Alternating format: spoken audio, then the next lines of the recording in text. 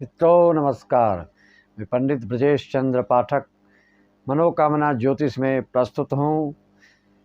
राशि चक्र की प्रथम राशि मेष राशि का जनवरी 2024 कैसा बीतने वाला है, उससे भी प्रथम हम आपसे यही कहना चाहेंगे। सबसे पहले सर्वप्रथम कि जो भी हमारे श्रोता यजमान हैं, जितने भी लोग हैं इस संसार में, सभी को इसे इंग्लिश नव वर्ष, नए वर्ष, नवीन वर्ष, नूतन वर्ष की अनंत शुभकामना।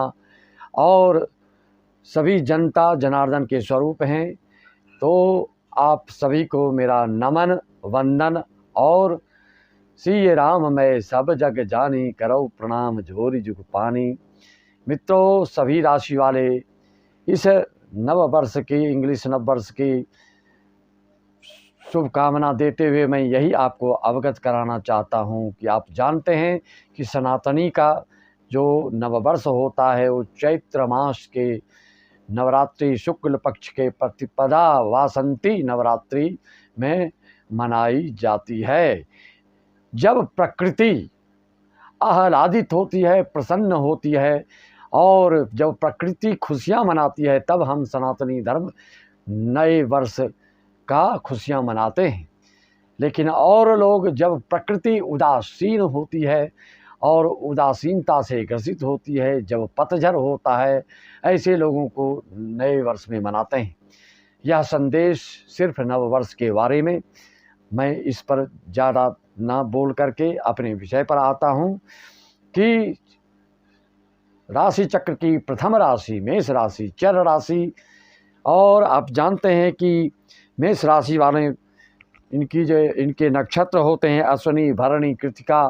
और अगर आपका इस अक्षर से नाम है तो आपकी मेष राशि है। कुंडली में चंद्र अगर मेष राशि में बैठा है तो जन्म कुंडली की आपकी राशि मेष मानी जाती है। अगर कुंडली आपके पास नहीं है और आपका अक्षर मान लीजिए चू, चे, लो, चो, ला, ली, लू, ले, लो या आ से है तो आपकी मेष राशि है। इस राशि से आप अपने इस फलादेश को देख सकते हैं। यह जो फलादेश जनवरी माह का मैं कर रहा हूँ मेष राशि वालों के लिए, सिर्फ राशिगत ही फलादेश होगा, ना कि आपकी कुंडली देख के हम फलादेश कर रहे हैं। मान लीजिए हम किसी मेष राशि वालों के लिए बोल रहे हैं कि आपके लग्न के स्वामी और नवम भाव के स्वामी राशि परिवर्तन होने से आपके भाग्य में चार चांद लगने वाला है।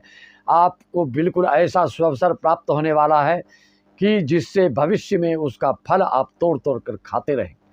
तो आप बोलेंगे महाराज हमको तो नौकरी नहीं मिली, हम तो रोड में घूम रहे हैं।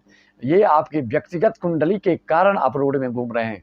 लेकिन राशिगत अभी ऐसा है, जो उच्च ओहदा पदवी वाले हैं, राजनीतिक क्षेत्र का हो, चाहे किसी कोई बड़े डॉक्टर हों, इंजीनियर हों, ऐसे लोगों के लिए जो अभी ग्रह गोचर बना है वह बिल्कुल सोने पे सुहागा।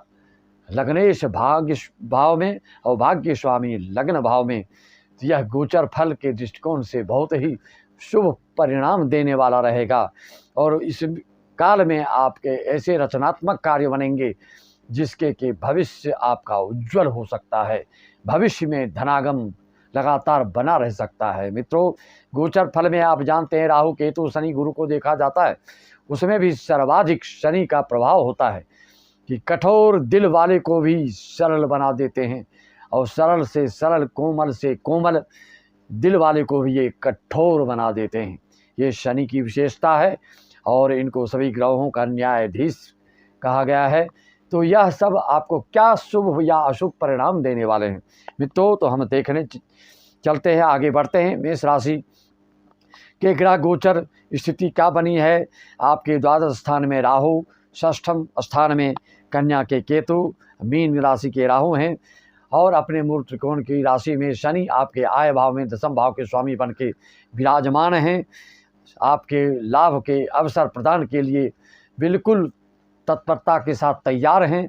आपको फल अगर लेना चाहता हो तो आप अच्छी से अच्छी तरह से ज़्यादा इस अवधि में लाभ ले सकते हैं। यह लाभ आपको चल अचल संपत्ति से लगातार 29 मार्च 2025 तक मिलता रहेगा। शनि का फल और का फल जो आपका है, आपके लग्न में ही आ गए। पहले काल गुरु चंडाल दोष से आप पीड़ित थे, जब से राहु आपके से हट गए हैं, आपके लग्न और जब से गुरु आपके मेष राशि में आए हैं, तब से आपके मन में जो भ्रम था, जो दिग्भ्रमित हो रहे थे, उससे अब आप दूर होते हुए दिखेंगे और भविष्य की जो योजना बनाएंगे वो फलीभूत होते हुए दिखेगा।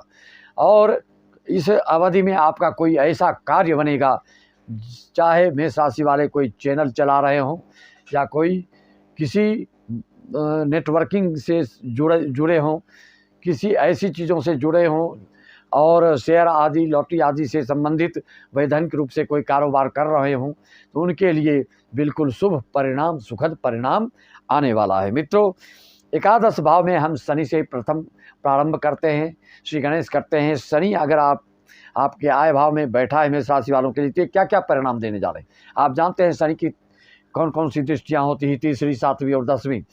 शनि की तीसरी दृष्टि आपके लग्न भाव पे पड़ रही है, तो इस तरह से अगर लग्न में आपकी कुंडली में पहले से कोई क्रूर ग्रह, कोई खराब ग्रह बैठे हों, तो आपके मन में किसी के प्रति कलुषता, संकीर्णता या द्वेष, ईर्ष्या हो सकता है। इससे आप दूर रहें। आपको करना क्या है, मेष राशि वालों को आप जानते हैं सबसे ज़्यादा प्रसन्न आपके ऊपर हो रहते हैं, तो वो हैं हनुमान जी। हनुमान जी की आराधना, साधना, वंदना आप निरंतर करते रहेंगे।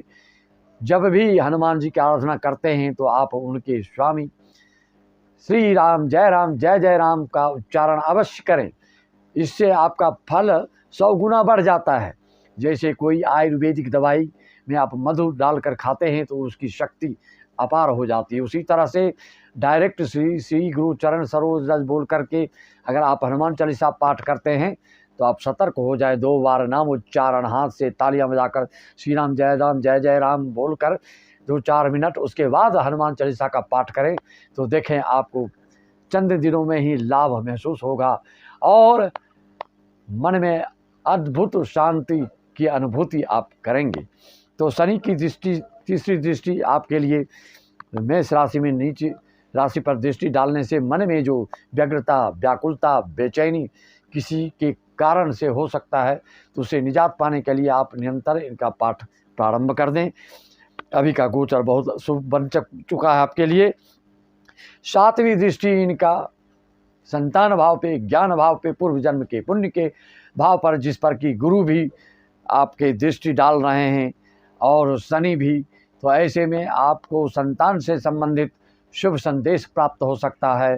संतान अगर आप विद्यार्थी लाइफ में जो भी व्यक्ति हैं तो उनके लिए शुभ परिणाम देने वाला रहेगा।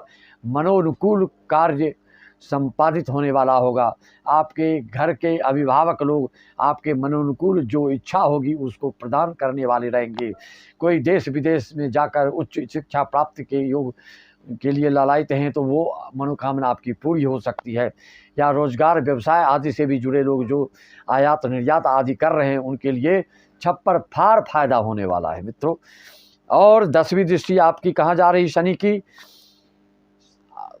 अष्टम भाव पर। अष्टम भाव पर आपके गोचर में बुध शुक्र महाराज बैठे हैं, जो कि आप जानते हैं कि 8 जनवरी को बुध आपके अष्टम से नवम में, वृश्चिक से धनु भाव में जाएंगे और शुक्र आपको 19 जनवरी के भाग्य भाव में पदार्पण कर रहे हैं। और सूर्य मकर संक्रांति बिल्कुल सन्निकट है। 15 जनवरी को धनु राशि से सूर्य मकर राशि में प्रवेश करेंगे, तो ये आपके 10म भाव में आ जाएंगे। आपकी ख्याति, यश, कीर्ति, मान सम्मान, पद प्रतिष्ठा और ही बढ़ती चली जाएगी। बहुत ही शुभ योग बन रहा है मेष राशि वालों के लिए। लेकिन इतना है कि जब तक शुक्र परिवर्तन नहीं कर रहा है, अष्टम से नवम में शुक्र ग्रह नहीं जा रहा है, तब तक के लिए आप जानते हैं शुक्र की अवधि 30 से 36 दिन तक की रहती है। जब से आए हैं ये अष्टम भाव में, तब से हो सकता है कि आपकी श्रीमती बीमारग्रस्त अगर पहले से हो तो ज़्यादा बीमार पड़ गए होंगे, ज़्यादा इलाज दवा दारू करना पड़ रहा होगा, जो कि 19 जनवरी के बाद उसमें राहत आएगी। और जब शुक्र अष्टम भाव में मेष राशि वाला को जाते हैं शुक्र अष्टम भाव में, तो ऐसे लोगों की यात्रा लंबी दूरी की भी होती है। तो ये ध्यान देना है मेष राशि वालों को वर्तमान में महीने 2 महीने तक ठंडी चीज़ों से भी बचना होगा, क्योंकि मेष सिंह धनु अग्नि तत्व की राशियां हैं, तो इन लोग को ठंडी चीज़ों से परहेज करना होता ही होता है, अन्यथा आपको सर्दी खांसी जुकाम बात आदि की आपकी प्रवृत्ति के अनुसार ज़्यादा आपको दुखी कर सकते हैं, इससे आप परहेज करें।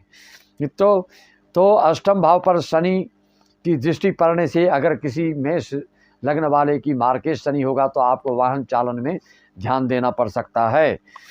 और गुरु की पंचम दृष्टि आपके लग्न पर पड़ रहा है तो आपके घर में कोई शुभ कार्यक्रम बन सकता है, कोई शुभ योजना बना सकते हैं आप अपने परिवार के साथ, जो कि फलीभूत होगा और वो बिल्कुल शुभ परिणाम देने वाला होगा।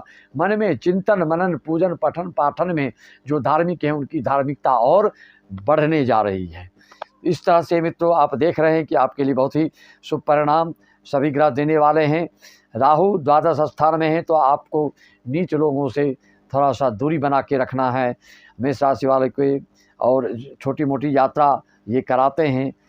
और इनकी 5वीं दृष्टि में राहु की आपके चतुर्थ भाव में पड़ रहे हैं तो घरेलू माहौल के रूप में कभी कभी थोड़ा सा दिक्कत भी आपको महसूस अवश्य होगा घर परिवार वालों से।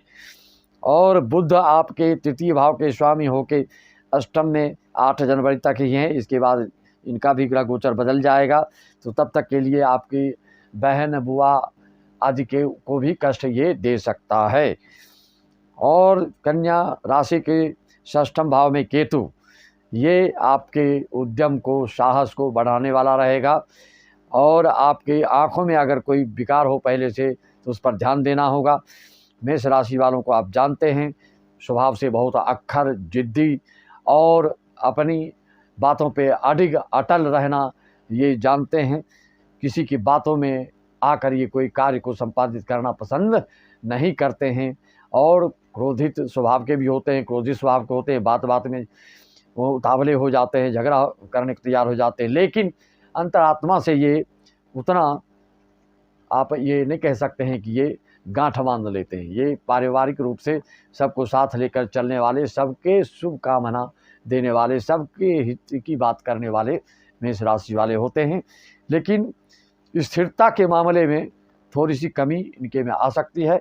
आपकी व्यक्तिगत कुंडली के हिसाब से आप बिल्कुल धीर गंभीर हो तो अलग बात है, लेकिन राशिगत फलादेश के अनुसार आप थोड़ा चंचल आँखों के होते हैं, चंचल स्वभाव के होते हैं, चंचल मनोवृत्ति के होते हैं। इस तरह के आपके ये जनवरी महीना बिल्कुल ही शुभ फल देने वाला है। और 29 मार्च 2025 तक शनि के आप जानते हैं 2.5 वर्ष तक 30 महीने तक एक राशि में गोचर करते हैं, तो तब तक के लिए अचल संपत्ति से संबंधित, IT सेक्टर संबंधित, स्ट्रक्चर आदि से संबंधित मकान बिल्डर्स वगैरह वालों के लिए बहुत ही शुभ परिणाम देने वाला रहेगा।